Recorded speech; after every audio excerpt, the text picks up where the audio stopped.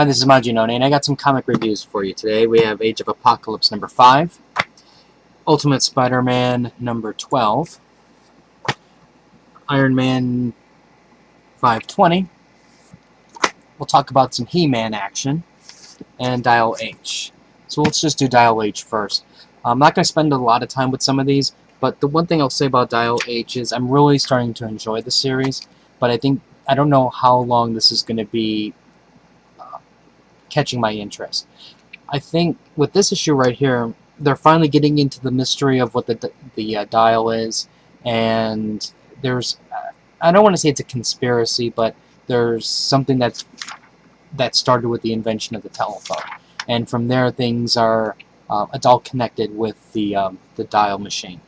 Now, I'm still enjoying the characters that they're creating for the heroes to turn into.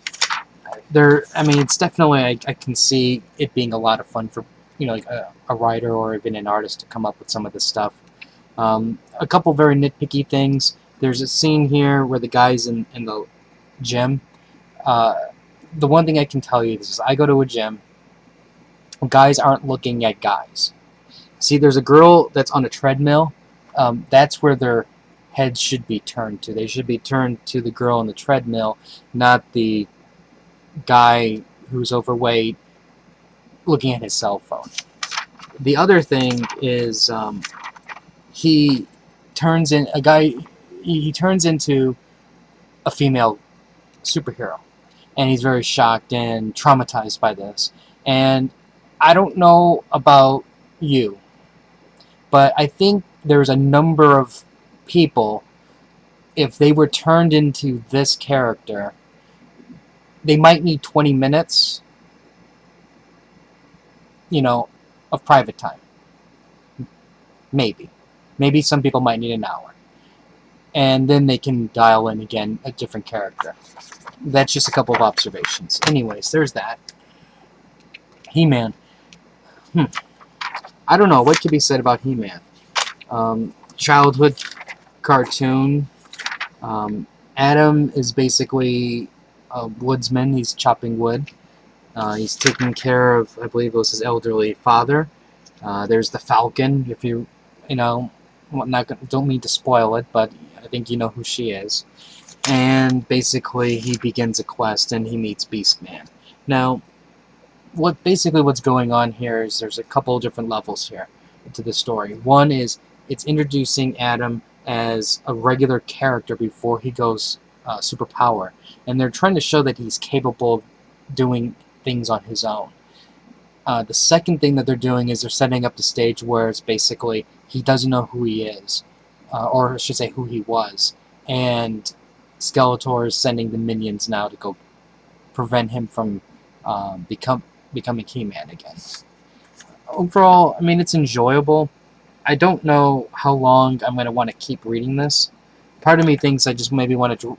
I'll probably get number 2, and then from there I might look at trades, or I might just drop it all together, I don't know.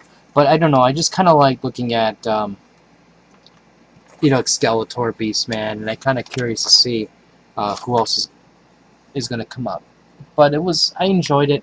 If you're looking, this is what I was thinking. If you have kid, like a brother, or somebody who is maybe not mature enough for like Iron Man or Batman, this is something that you might want to consider. I mean, it is a little bit on the violent side, but and then I guess Beastman could be technically scary, but I think, at least from this issue here, it didn't look like it's going to have heavy themes or anything like that they're not going to be able to understand. So there's that. I'm going to be really brief with Iron Man, and I'll give you guys a code for this one. Mystery deepens as to who the Iron Man is, and basically the Mandarin's fiendish plot is going forward, and it took a nice little twist. Detroit Steel was pretty pathetic, and in my opinion, unless they do something with it, it seemed like it's a waste of space. But I think there's other things that they're planning on doing with this build-up. I'm hoping. But I'm still enjoying it. in a way, I guess you can say this is really hard to do a really critical review for, because it's in the middle of a story, and it's not just that it's in the middle of a story, it's building momentum, and to really go into a lot of if then buts and ors about the story, if you haven't been reading it, you're not going to have a clue what I'm even talking about. But I can say this: I've been enjoying Fraction's run so far. The Mandarin, I love what the Mandarin is doing with Tony. I think the art's been solid. I like the redesigns of the villains, and this pacing of the story's been going pretty well, and I'm really curious to see the fallout of what's going to happen with this. So, this has been solid for me. Okay, Ultimate Spider-Man number 12. Now this one, what we have here is the showdown between Miles and his uncle. Now, the one thing I'm going to applaud is they did not drag this thing out any longer than it needs to be. I was deeply afraid what was going to happen is we're going to be seeing Ultimate Spider-Man number 50, and the uncle is still going to be dangling, I'm going to tell your parents on you if you don't do what I tell you. And if they did that, I would have screamed. And I was very pleased to see that it ended in a very surprising, shocking way. Now, I won't spoil what happened, but I can say this. In a way, you can almost look at it as a turning point to a character. Like with Peter Parker's, with Uncle Ben, when Uncle Ben died, and then Parker learned, with great power comes great responsibility.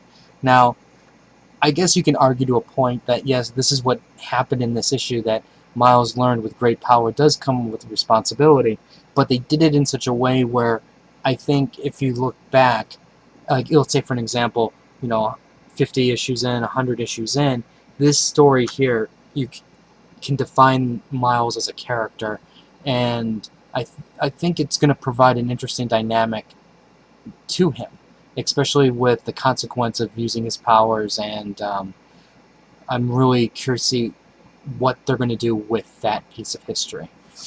I was really surprised at what happened. Like I said, I really didn't think that they were going to end it the way it did, and for that I applaud Bendis for taking that chance. Now, I'm not saying that anybody died, because it's comic books, nobody dies, but I can see Miles being a slightly different character going forward from this. Slightly different. And Age of Apocalypse. This is basically... See, I really, really like the Age of Apocalypse so far. But this issue here, the art is so bad, my interest level just dropped considerably. And basically what it is they're bringing in Quentin, they have the Shadow Lord, and the psychics and things like that. And, I think, to me what it looks like is what they're doing some patchwork. Because Quentin is, an Omega-level telepath, and he was never in Age of Apocalypse. So now what they're trying to do is they're trying to fit him into the story, and since he doesn't quite fit the way they want him to, they're taking care of that.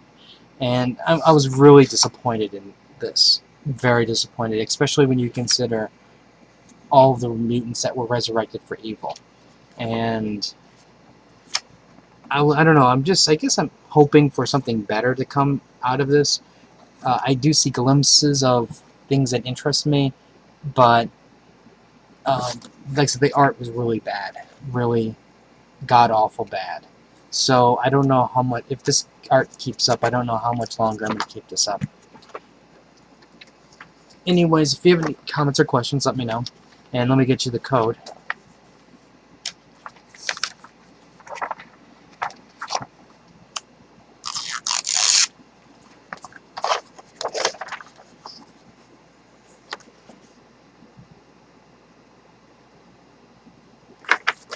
And I'll give you the Spider-Man code.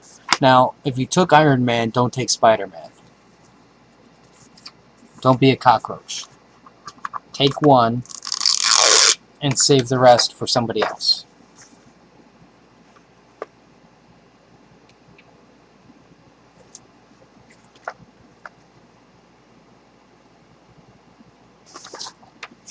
And if you take the code, just leave a comment so that way people don't try to keep using the code and they get errors all day. Anyways, if you have any comments or questions, let me know. Rate the video up or down, let me know what you think. If you like me giving away the free comics, let me know. If you guys like it, I'll keep doing it. I'll have more stuff later, so until next time.